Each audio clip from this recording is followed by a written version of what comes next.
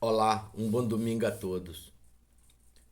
No Antigo Testamento, os profetas tiveram a felicidade de anunciar a vinda de Cristo à Terra. Eles falaram com toda a solicitude. O Pai dos Espíritos inspiraram aos corações deles para falar que o Emanuel ia vir a este mundo para resgatar os filhos de Adão.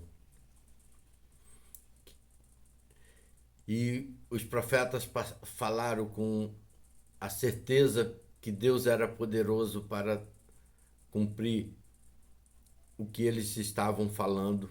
Isaías foi um que teve a felicidade de falar com muita clareza a primeira vinda de Cristo à Terra. Hoje nós, no século XXI, que estamos ainda na espera da segunda vinda de Cristo à Terra, temos uma dificuldade enorme de falar, porque no Antigo Testamento nós não tínhamos tecnologia, não tínhamos as coisas que estão acontecendo no mundo de hoje, a tecnologia, essas modernidades de hoje está predominando a inteligência artificial. Mas nós temos que ter a coragem de falar sobre a segunda vinda de Cristo com a clareza que nós podemos ter. O São João teve a felicidade de, na ilha de Patmos, receber as orientações do último livro do Apocalipse.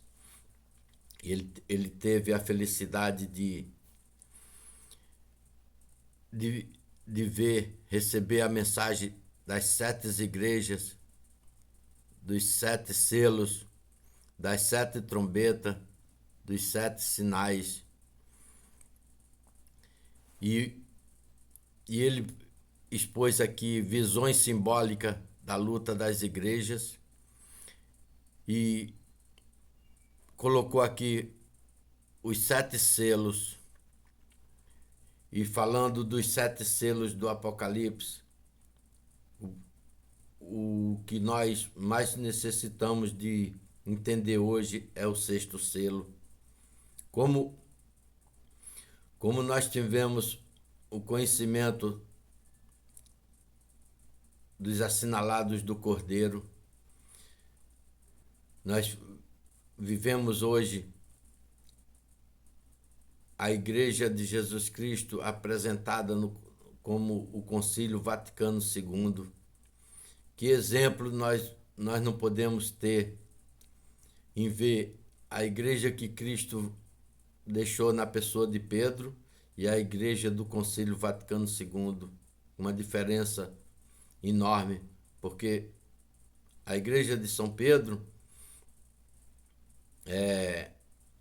falava da igreja triunfante, a igreja em que ia chegar na Nova Jerusalém. E nós estamos aqui hoje vivendo esta dificuldade de falar, mas Hugo Vast nos deixou um relato o que ocorrerá quando saltar o 6º selo. E quando saltasse o 6º selo, ia ter um grande terremoto e as estrelas iam cair do céu. E a estrela Absinto representa um grande sinal da aproximação da segunda vinda de Cristo à Terra. Mas existe várias formas de entendimento. São Pedro, na segunda epístola dele, nos deixa um relato de como será o dia do juízo, o dia final, onde os céus ardendo se desfarão. E nós, vendo neste mundo tecnológico, onde tudo hoje apresenta pessoas falando com uma fluidez muito grande, como os erros que está no mundo hoje, como foi a preparação de todas as heresias, de todas as coisas que pôde tirar dos corações dos fiéis a presença de Deus no coração. Mas eu conseguindo viver esses últimos 60 anos, estudando intensamente os sinais da segunda vinda de Cristo à Terra. Ele falou que iria permitir que a apostasia acontecesse, em que o anticristo ia se assentar no templo de Deus, e assim, pela permissão divina, tudo isto está acontecendo hoje. No capítulo 24 de São Mateus falou para que, quando verdes a abominação da desolação predita pelo profeta Daniel reinar no lugar santo, quem tiver na Judéia fuja para os montes. E esse monte que Jesus falou é a inteligência do homem, é o seu intelecto que mantém acesa a lâmpada. E Jesus nos adverte que nós precisamos manter a nossa lâmpada acesa para entender os sinais do fim do mundo.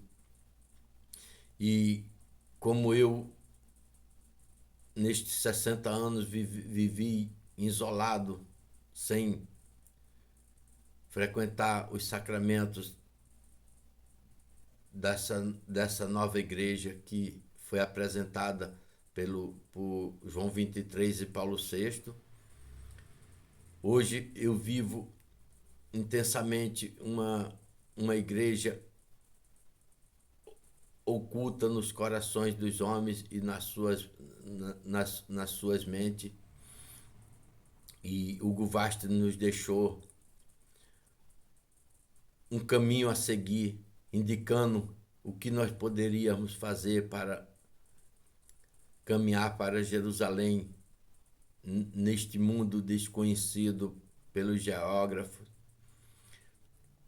E muitas vezes eu tenho falado de Hugo Vast, mas sem ter, assim, uma coragem mais viva, mais intensa, de poder falar exatamente como é esse caminho. Aí ele nos indicou o profeta Zacarias, que falou que o pastor era